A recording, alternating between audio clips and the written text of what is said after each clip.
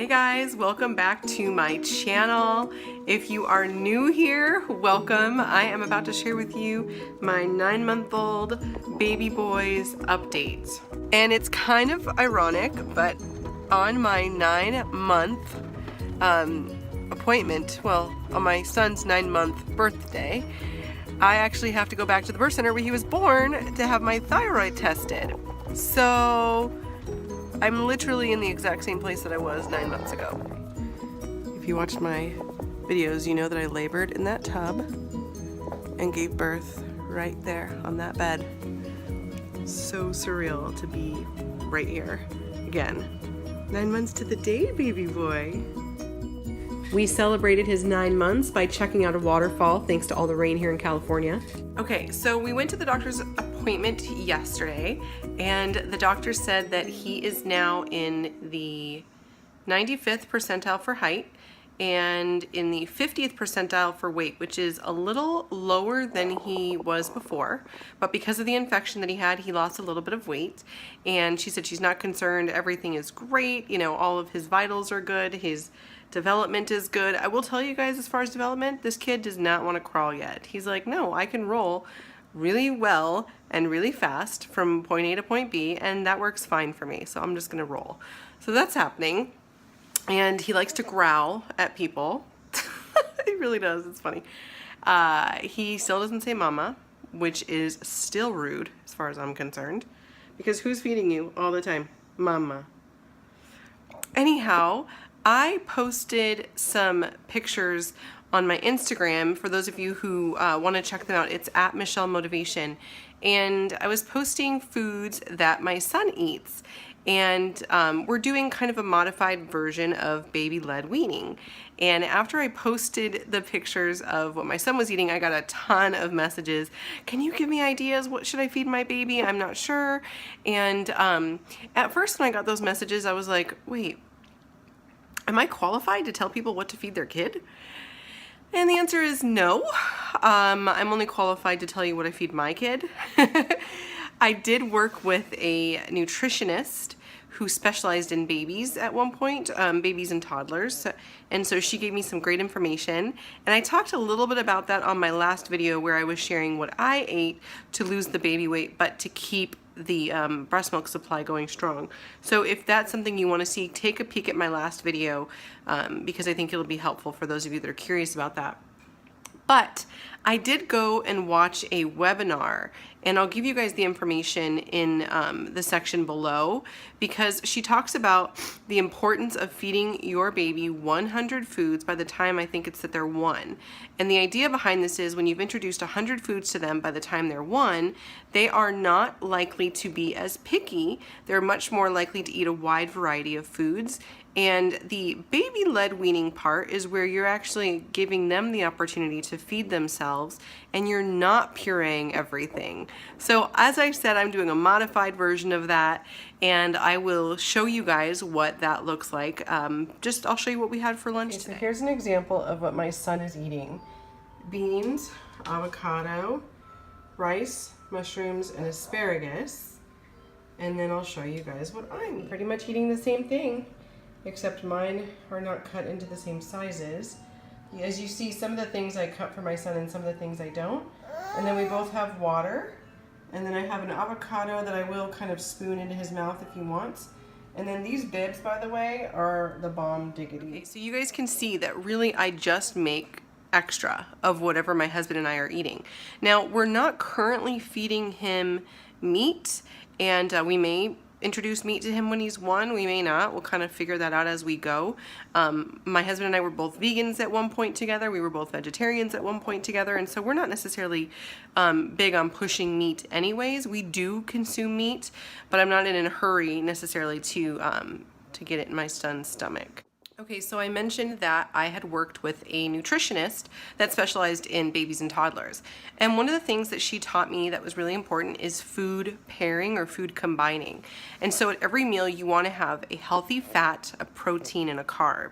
And so that can be pretty easy to follow when you know what your guidelines are. You want a healthy fat, a protein, and a carb. So for example, breakfast was, he had eggs were his protein, and there's also healthy fat and eggs. But I also gave him avocado. We're big avocado fans here, avocado-aholics, if you will. So he had avocado with his breakfast, and then I'm making paleo pancakes. And so the paleo pancakes were his healthy carb. And as much as possible, I try to eat like a caveman and feed him like a caveman, which means if it came out of a box or a can, or if it's frozen with a bunch of ingredients that you would not have found, you know, along the forest or the gardens or whatnot, then it's not necessarily something I try to put in my body or his body. Now, I've been honest with you guys before in my previous videos. I wouldn't say I'm the cleanest eater in the world. I just try to eat clean more often than I eat dirty, so to speak. And with him, he eats clean all the time because I see no reason to introduce candy or sugar or cake or any of that junk to my 9-month-old little baby. I feel like he's got a perfect system and there's no reason to contaminate it. The air we breathe is already contaminated. Current situation, guys. He's stuck. He's completely stuck. I could probably take a nap. And he's just gonna stay stuck? Okay, let's get back to the 100 foods for your baby to try before turning 1. So she says, variety is the spice of life. Exposing your baby to many foods helps increase acceptance and reduces picky eating. And you can actually print this. The webinar gave us the opportunity to print what she suggests you feed your babies by the time they're 1. Her website is fortifiedfam.com, but I'll put that below. And she's a nutritionist, and she's got all these credentials. You guys can just check it out if you're interested. But here's the 100 first foods, and then I checked off the stuff that he's already had. So it gives you an idea, and then there's a second page that comes with it. I know, you are doing so good. Okay, here's a couple things. Some of this I learned from the webinar, and some of it I learned just by experience after having been a nanny for tons of years.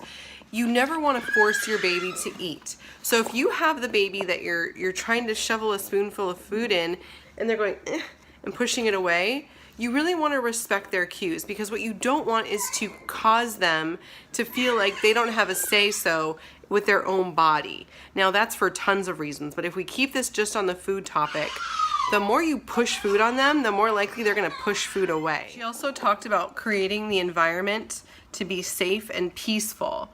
So try the best you can to sit down with your kids. This is not a time for you to sit on your phone. This is not a time for you to have conversations and just ignore your child. This is a time for you to get on their level and to completely interact with them. Eye contact, focus, pay attention to your child. She said that if your baby has a footrest they can put their feet on, they are much less likely to choke, which was interesting. And then the size of the food that you want to give your babies is about the size of your pinky finger.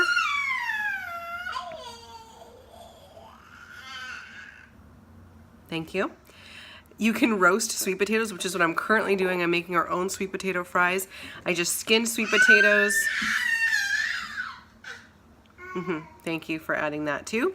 I peeled the sweet potatoes, cut them into pinky finger size, and then threw them in the oven at 425 for 20 minutes with some olive oil. And I did like a teeny bit of salt. You don't want to do too much salt with babies. And then remove and minimize distractions for both you and your baby is important. This is interesting. This was new to me. She said gagging is totally part of them learning to eat. Gagging is important, actually. And when they gag, all you do is you say, it's okay, baby. You're fine. Get it out. Just let it out. You can do it. And you just hold space for them. You do not hit their back. Like that was an aha moment for me, because I always would like tap them on the back and say, get it out. It's okay. I'm right here. Get it out. You're safe. But you don't hit their back. That's interesting. And then she said that you want to introduce peanuts and all those allergy foods sooner than what we were told before, with the exception of honey. You don't introduce honey until they're 1. And I think mushrooms you don't introduce until they're 6 months old or older. She also said you shouldn't be introducing foods to them until they're 6 months old or older. And so like things like peanuts, things like that, we've actually introduced those to my son. We just put a little bit of peanut butter, we dipped it on a spoon and let him suck on the spoon like a lollipop. And then when they're 9 to 11 months old, which is, you know, this video is about my 9-month-old, you want to give them food 3 to 4 times a day. And then when they're 12 to 24 months, you want to give them food 3 to 4 times a day plus snacks once or twice a day.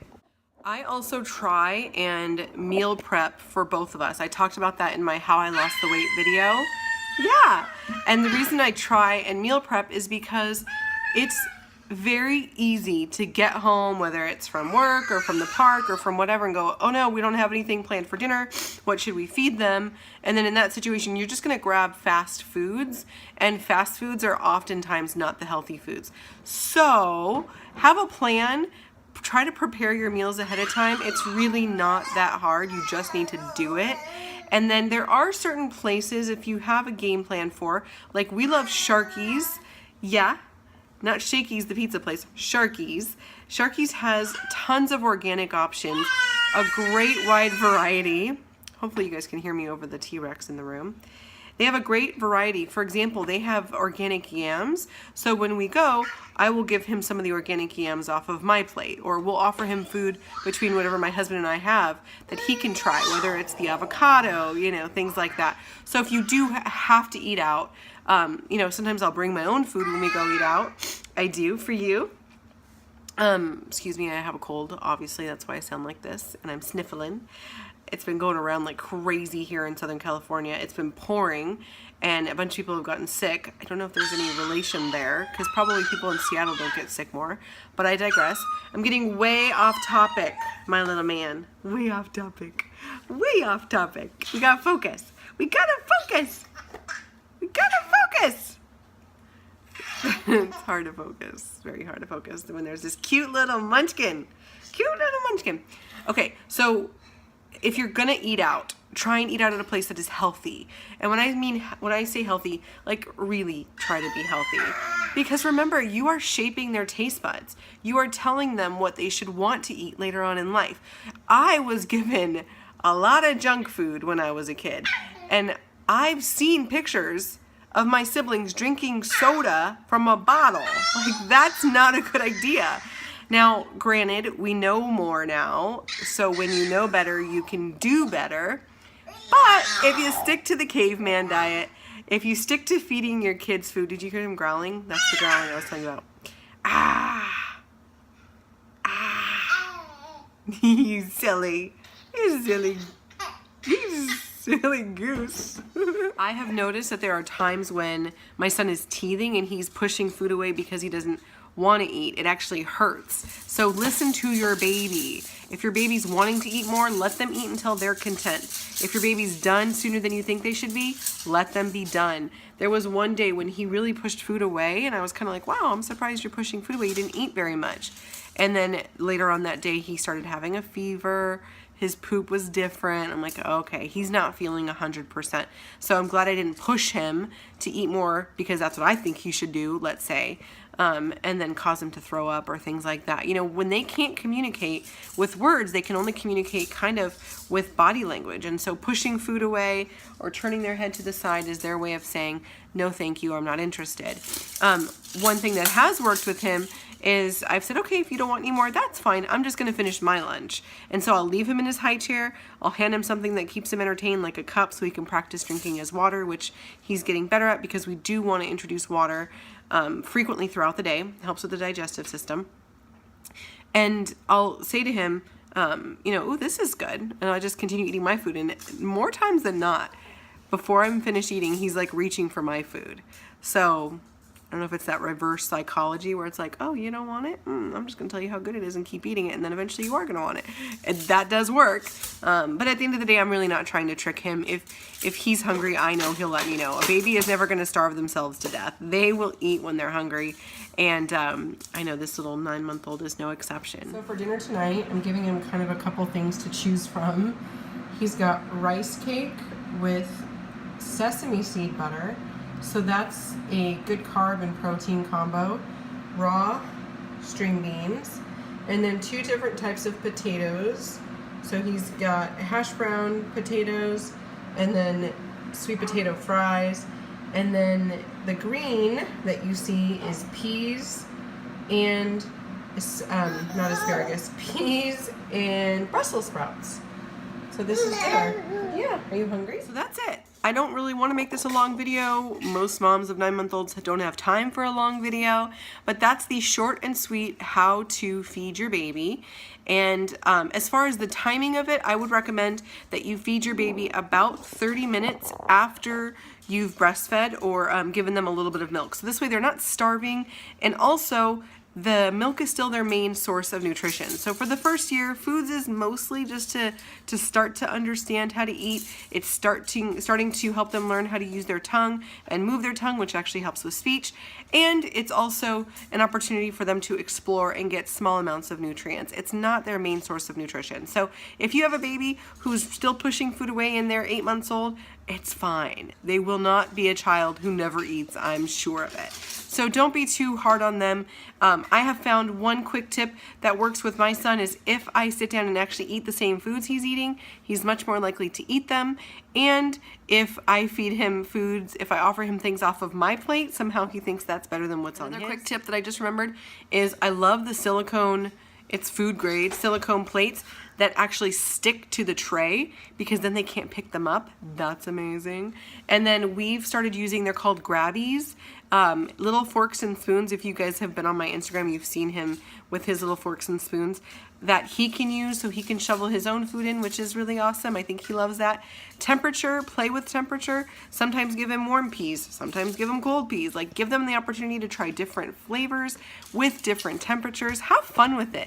Don't be stressed out about whether or not your friend Sally's kid is eating this and that. So what? That's not your kid. And if you do have a kid with allergies, it does make sense to wait and separate the foods, you know, a couple days apart from introducing the next one. But if your kid hasn't shown any allergies to anything, there's no reason anymore to do that separation. They're now suggesting that you just give them different foods every day. Go for it. Try it. Today, my little man had mushrooms for the first time and wasn't sure if he liked them or not. I don't know what he thought about them. He just kind of chewed them with a look on his face like, okay. So, hope this video was helpful for you guys. If you enjoyed it, give me that thumbs up. That helps me to know. And feel free to share it with anybody that you think could benefit from this. That's why I make the videos, to be helpful to you guys. And I love hearing back from you, so be sure to comment. Tell me what your babies love to eat. And have a good day, guys.